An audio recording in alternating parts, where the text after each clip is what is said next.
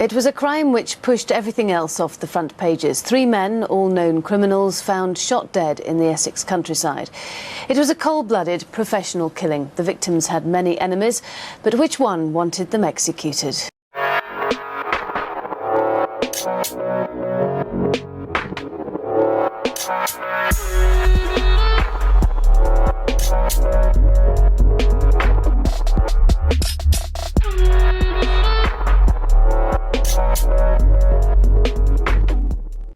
And welcome back to a new video on the Essex Boys case. As always, if you are enjoying the content, please do give the video a thumbs up.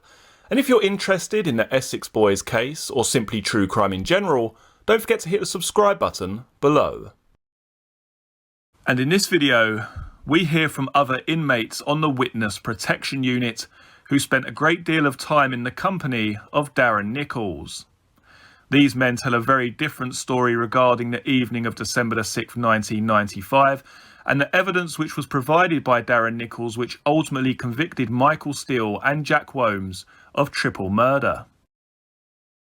I first met Darren Nichols on the 24th of October 1996 when he was introduced into the Witness Protection Scheme.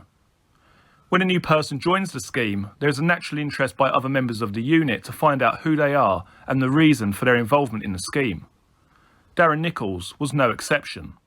He readily spoke to members of the unit about his involvement in the Rettendon Range Rover murders. The murders had been the subject of extensive publicity in the national press, and I was certainly aware that they had been committed. Darren was only on the protected witness unit for a few days before he was returned to police custody. During this period, I recall that he was in general conversation with the inmates on the unit. He told them while he had no prior knowledge of or involvement in the murders, he had taken 2 men in his car to the murder scene. 4 men arrived at the scene in the Range Rover, and after the murders had been committed, Darren took 3 men from the scene in his car. When he told his version of events, which was on an almost daily basis, he always laboured the point that he had no prior knowledge that the men were going to be shot. I formed the impression that he did know, and he was lying. This impression was just my gut feeling based on the amount of times he kept denying his involvement over and over again. As I mentioned, Darren left the unit after a few days, but I next met him when the unit was transferred in November 1996. He rejoined us there, but again he only stayed for a relatively short period of time. He again spent the majority of his subsequent period of detention at that prison in police custody. Darren's story concerning the murders had changed dramatically. I recall overhearing Darren engaged in a conversation with the inmates on one occasion. He was talking about the murders, and although I wasn't directly involved in the conversation, I was listening to him and heard what he said. On this occasion, he said that he had taken 2 men to the scene in his car, and another 3 men had arrived in the Range Rover. He never said who had travelled in which vehicle, whether it was the gunman or the deceased. I noticed the number of people in each account did not tally up. Darren also said that he knew everybody's movements because they had traced their mobile phones to various transmitters or relay stations. I asked Darren if they could get an accurate triangulation fix on a mobile phone, but he just gave me a blank look. From that I took it meant he didn't understand the technicalities of police methods, or that his statement had to fit the mobile phone evidence. Darren said that the police had said it was important the transmitter evidence and his own evidence matched.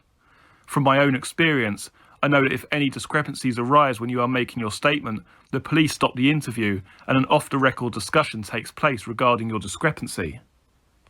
I know Darren had several such tea breaks, but I have no idea what was discussed between him and his police handlers. I have no clear recollection as to exactly how I became aware of this because it was such a long time ago, but I can only presume it was because Darren had told me at some point. On one occasion, while Darren and I were in the unit, we held a conversation. This conversation took place in my cell as Darren asked my opinion on a matter associated with charges against him. He told me that he had been charged with involvement in the importation of cannabis, but the police had suggested that he admitted involvement in Class A drugs. Their logic was that if Darren admitted more serious offences, his credibility when he gave evidence would be higher in the eyes of the jury, but he would not be subject to a more severe sentence when sentenced by the judge. I told Darren that such a proposition did not make much sense to me. While it was necessary that he did admit all that he had been involved in, otherwise the defence may be able to challenge his honesty when he gave evidence, there was no reason for him to admit to things he hadn't done.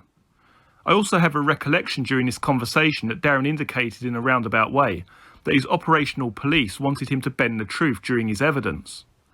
My recollection is that the police wanted him to say that he had continued to import drugs with Steele and Womes after the murders had taken place, whereas I can remember Darren specifically telling me that he had nothing more to do with the two of them after the murders. I also have a recollection that there was an exhibit in the case that was a shotgun. Darren was told by the police to say that the shotgun had been obtained before the murders, where Darren assured me that it was actually obtained after the murders. I told Darren that I didn't want to know about such things, and that if he told lies, he had to be careful not to be caught out. That is a very shortened version of a conversation that actually took place over around 20 minutes. However, after all this time, that is all I can remember. Darren gave me the impression that the police had put certain pressures on him to admit to things that he hadn't done, and to give false evidence.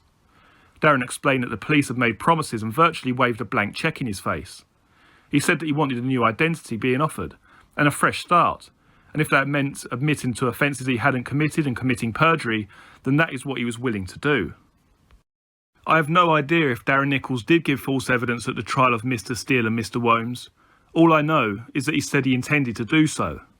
These are the only conversations I can recall with Darren Nichols concerning his evidence or accounts of the murder, but he did frequently talk about his role as a supergrass and appeared almost boastful that he was the top supergrass on the witness protection unit. Hearing Darren talk about how he was going to stand in the witness box and tell a story I knew wasn't true, and possibly pleading guilty to extra charges that were to add credibility to what amounted to a pack of lies, I just wanted to walk away. I chose to ignore what Darren had told me, as I felt the accused would have their day in court. The evidence of a supergrass would be backed up with forensic evidence, and a whole plethora of other evidence and additional witnesses. I felt it wasn't my problem. It was down to the defence barristers. It was their job to refute Darren Nichols' lies, and it would be the judge and jury's job to see that justice was done. I have been asked if I would describe myself as a father figure whilst I was in the witness protection unit. I would not call myself a father figure, but I was one of the more mature, stable and sensible prisoners. Because of this, I was often told things in confidence. In general, I kept those conversations confidential. Occasionally they were about others on the unit, but mostly they were about personal or private matters where my advice was being sought. During my time on both units, I saw approximately 47 prisoners pass through the system, and I taught a lot of them how to use the computer. I can confirm that I spent some time teaching Darren how to use the computer. I saw Darren producing letters to his solicitors, but I didn't see him producing anything about his case, detention or circumstances. I subsequently heard reference to the trial of Mr. Steele and Mr. Womes on the news, and I knew it was also being reported on in the press, but I didn't follow it closely. It was only after I read reports in the Daily Mail newspaper article in 1999, which were written by Joanne Goodwin, that I realised that there was no other corroborating evidence, and the evidence of Darren Nichols was the only evidence which convicted Steele and Womes. On the 5th of August 1999, I saw a television programme called Inside Story, which covered the same ground as the newspaper article. At this stage, I was still in prison, and it was not practical to attempt to contact defence lawyers, as I was concerned that I would be identified in the prison system and at the protected witness unit as a troublemaker. It was of course against all prison rules to have contact in any way with the media. All telephone calls were recorded, and my mail would have been read by the prison staff. I also felt that if I had spoken out against a fellow supergrass and the police, there was a possibility that it could affect my relationship with my witness protection officers and my status on the witness protection scheme. I was subsequently contacted by the Criminal Cases Review Commission, whom interviewed me regarding my dealings with Darren Nichols. I made 3 statements to them, one dated the 20th of June 2002 and 2 dated the 25th of September. One of them, dated the 25th of September, simply authorised the Daily Mail newspaper to release any relevant records or information to the CCRC. I can confirm that at no time have I received any payment from Joanne or her newspaper. On the first occasion I met her, she bought me lunch, and on the second occasion I bought her lunch. I have not been offered any payment or financial reward. I told Joanne of my information, and since that time she has kept in contact with me. She has written 2 newspaper articles concerning my criminal background and the involvement in the manufacture of drugs.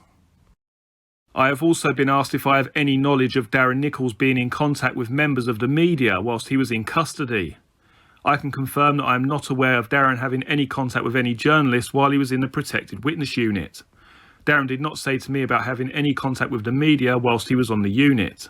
However, I am aware that other prisoners were visited by journalists whilst on the witness protection scheme. The following statement is dated the 22nd of August 2003. At the end of October, early November 1996, I was on the protected witness unit. A day or so after my arrival, I recall Darren Nichols returned to the unit, having been out with his police handlers. I think there were around 8 of us prisoners on the unit at that time. I remember meeting Darren on the day he returned, and we chatted for some time where he quickly told me that his case was to do with the Range Rover killings in Essex.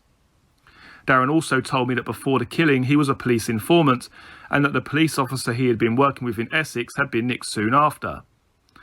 I cannot remember the name of the police officer Darren was working with, but I recall Darren saying he was nicked for drugs. Darren and I became fairly close at the witness protection unit, and we often discussed our cases with each other. Darren started to open up to me about his case. I remember particularly sometime around Christmas 1996, we were in the exercise yard, and Darren was talking about his case. I told Darren I'd read about his case, and he told me that he was terrified that either the police wouldn't protect him as they had promised, or that the other guys would get him. He did seem very frightened. I remember Darren telling me that the police had told him that Steele and Womes knew he was an informant. Darren said he had no choice but to go along with the police. I remember Darren telling me it was the police who had concocted the story about Darren's involvement in the Range Rover killings. Darren said that in interviews he was given a script from the police officers. I said to Darren, quote, "What do you mean concocted?"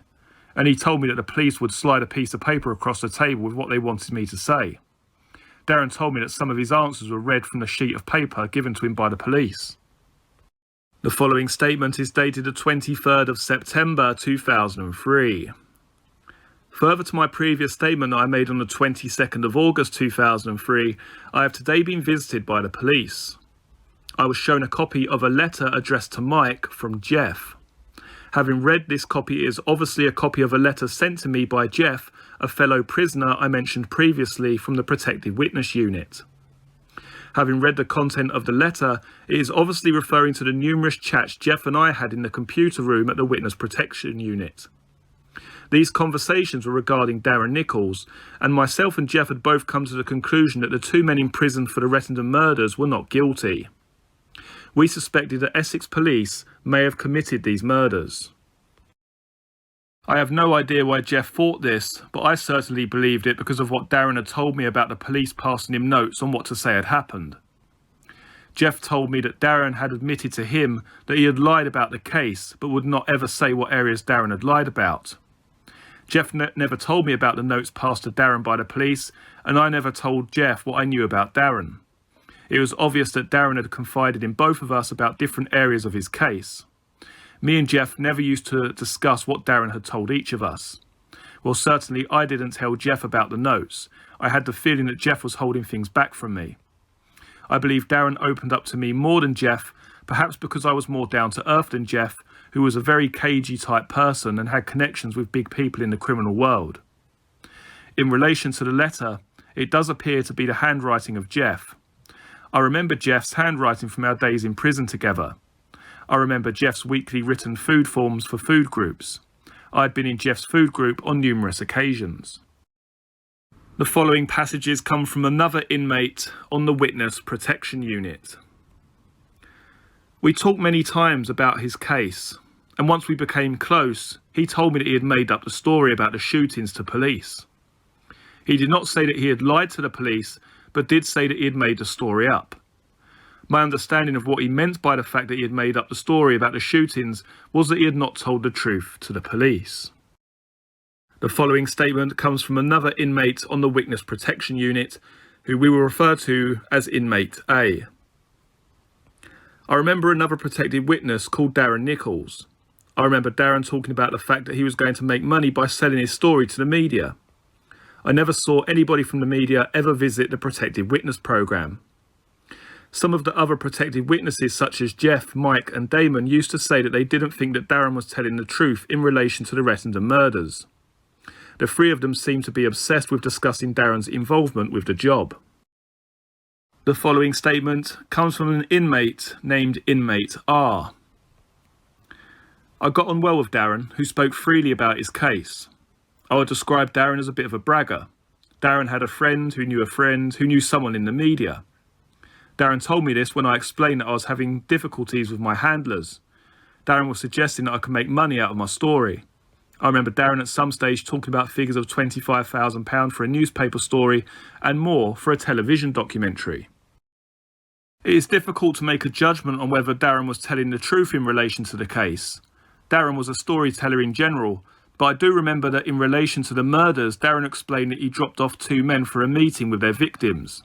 Darren denied knowing what was going to happen. Darren explained he was elsewhere when the murders happened. He told me that he'd been sent away for a drink at a pub. But I also remember, I believe he said he was near some farm gates when he heard the sound of gunfire. The other thing to bear in mind was that Darren seemed to tell stories, as I said, but I would guess a lot of the stories he told were to gain esteem on the unit. Darren never at any stage admitted any involvement in the murders other than unwittingly driving the offenders to near the scene. The following is a statement from the 8th of October 2003 from Inmate W. I never heard anybody talking about notes being passed to Darren by his police interviewers during those interviews. As I've said before, Jeff, another prisoner on the unit, on many occasions said that Darren was lying in the case he was giving evidence in. Jeff had several conversations with myself, mainly at the time of the trial in which Darren was giving evidence. Also at about the time of the release of Darren's book and television programme. I do remember Jeff specifically saying to me that Darren had confessed to him that he had been coached by the police and told what to say, which was a concoction. Jeff said that when Darren used to leave prison for interviews with police, he used to return and talk about things in relation to his case and show knowledge he didn't previously have, such as talking about the forensic evidence in the case. Jeff also said that Darren's story also changed slightly upon his return. Jeff was trying to say that the police had obviously briefed Darren on his outings. I also remember that Jeff said that Darren was virtually in tears on occasions talking about his fear of giving evidence that the police had told him to give. Jeff was the only other prisoner who told me that he had heard Darren confess to lying about his evidence. Amongst the other prisoners, the general rumour was that Darren was lying, but no one other than Jeff said to me that Darren had confessed to these lies. Okay, right, well, I'll give you a brief overview of my thoughts and feelings quickly, and then I'll probably make a second video which discusses the points in a lot more detail. What I find interesting is the part where it mentions that the police supposedly wanted Nichols to say that he continued importing with Steele and Womes after the murders, when in actual reality he had nothing more to do with them. In the Blogs 19 book, if you remember, he keeps in contact with Steele. He's doing work with, work at his house. He's sort of keeping tabs on Steele's importation, his involvement with Tate's brother, etc., etc. But that's certainly an interesting point. It's almost as if the police really want to push forward this narrative of a drug baron who's basically turning against his 2 friends in order to save his skin, which in reality he did. But he's actually caught carrying cannabis. Now, what the police wanted him to say, supposedly, was that he was involved in Class A drugs. He was a massive player in the drug scene, and that would have really given his evidence more sort of credibility in a way. Another interesting point is the amount of people in the Range Rover and the amount of people that Darren Nichols supposedly took to the crime scene, and this number actually changes, which I find quite interesting. So let's look at the first original supposed words that came out of Darren Nichols' mouth to the other inmate. Supposedly he said 4 men arrived at the scene in the Range Rover. Well, that would be correct. And after the murders had been committed, Darren took 3 men from the scene. Now, it would be 3 men if it was himself, Womes and Steele, but if it's 3 men and himself, as in 4 people in total, we're gaining an extra person here. And we're also gaining an extra person when he changes his story sometime later. He goes on to say the following. On this occasion, he said that he had taken 2 men to the scene in his car, and another 3 men had arrived in the Range Rover. Well, we know that this isn't true either, because Michael still goes in the Range Rover to the lane, and it's literally just Womes and Nichols in the Passat. So that would be 2 people and not 2 separate people, if that makes sense. So we're gaining an extra person on each account made by Darren Nichols here. I guess what actually lends a lot of credibility to the entire story, and this entire story regarding these protected witnesses, is the fact that we have other inmates who can remember the original inmate's story, saying that he didn't believe Darren Nichols' version of events. He'd been speaking to him privately. He had admitted that he was basically coached by the police and concocted the entire story. So what we have is someone who's come forward and said, Darren Nichols has said this to me. He's gone to the extent of, making official statements, contacting the CCRC. Someone who's basically putting himself in potentially a lot of trouble if he's lying, basically. But what he's actually done, he's also told the other inmates whilst he was on the witness protection scheme, he's told them of what he thinks about Darren Nichols. We have these other people basically backing up this person's thoughts and feelings regarding Darren Nichols' evidence. Now, obviously, this is a piece which is going to need a second part, and for me to go into more details regarding the finer points as to what is mentioned in this video. But the overall feeling that I get here is that if this guy is telling the truth, and if what he is saying is the truth, that the police are really trying to push forward this drugs narrative. They're trying to get Nichols to admit to supplying Class A drugs to make his evidence really look a lot more powerful. They're trying to make Nichols look like a bigger time player than what he perhaps actually was. So was this really the whole narrative the entire time, that the police are pushing this whole drugs deal? They're trying to break the chain of importers. They really desperately want Wombs and Steele banged away for a very long time. Another interesting piece which comes near the end of the video is regarding another inmate which recalls hearing Darren Nichols saying that he was sent away to a pub to have a drink whilst these killings took place. And then later on he changed his story to say that he was actually standing near some farm gates when he heard the shots go off. So this is incredibly interesting information and certainly worth a deeper dive in a later video. What I find most credible, I guess, overall regarding this is the fact that, as I said earlier, we have one guy who's come forward with a very strong version of events as to what Darren Nichols told him.